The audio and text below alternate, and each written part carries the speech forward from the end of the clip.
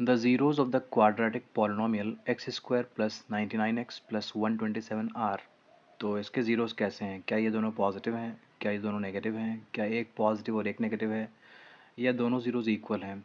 तो चलें इस इक्वेशन को मैं यहाँ लिखता हूँ, x square plus 99x plus 127, ठीक है ना। अच्छा जी, आपको ये मालूम होगा कि जो ये क्वाड्रेटिक पॉलिनॉमियल है, इसके ज़ीरोज़ का सम मतलब अल्फ़ा प्लस बीटा जो होता है ना, वो माइनस बी अपॉन ए होता है, और अल्फ़ा इंटू बीटा जो होता है ना, ये होता है सी अपॉन ए। नहीं याद है तो याद कर लो अभी।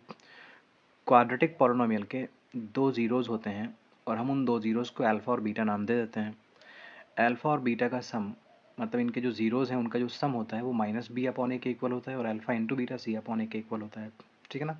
चलो ठीक है, अब देखता हूँ अल्फ़ा प्लस बीटा कितना होगा। माइनस लिखिए, बी क्या है, तो इस पॉलिनॉमियल में इस कांस्टेंट टर्म को सी बोलते हैं, इस x के कोएफिशिएंट को b बोलते हैं, और जो x स्क्वायर का कोएफिशिएंट होगा, फिलहाल तो कुछ नहीं है मतलब 1 है, तो इसको हम a बोलते हैं।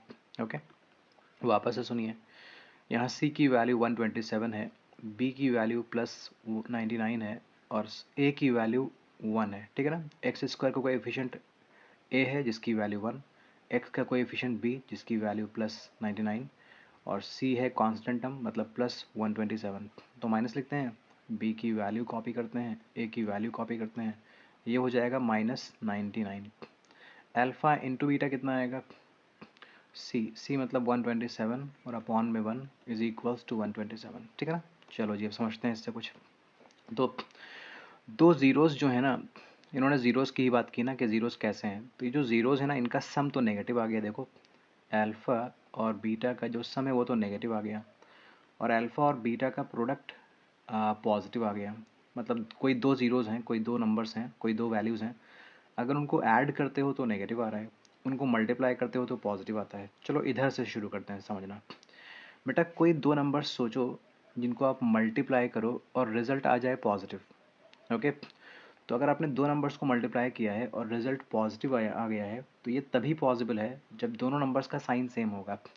या तो अल्फ़ा और बीटा दोनों होंगे नेगेटिव, या तो दोनों होंगे पॉजिटिव, यही हो सकता है ना। क्योंकि अगर अल्फ़ा नेगेटिव हो जाए और बीटा पॉजिटिव हो जाए, एक नेगेटिव हो जाए एक पॉजिटिव हो जाए, तो फिर मल्टीप्लाई करने पर तो यहाँ नेगेटिव आना चाहिए था ना, ऐसा तो हो नहीं रहा है।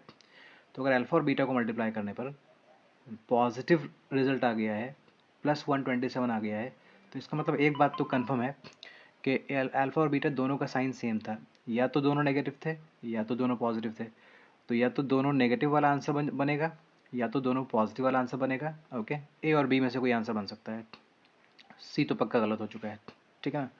और दोनों इक्वल है, इसका तो हमारे पास कोई प्रूव है ही नहीं, तो ये बात तो गलत है, इसका कोई प्रूव ही नहीं हमारे पास। और ये भी गलत हो गया कि एक पॉजिटिव एक नेगेटिव, इनमें से कोई सही है।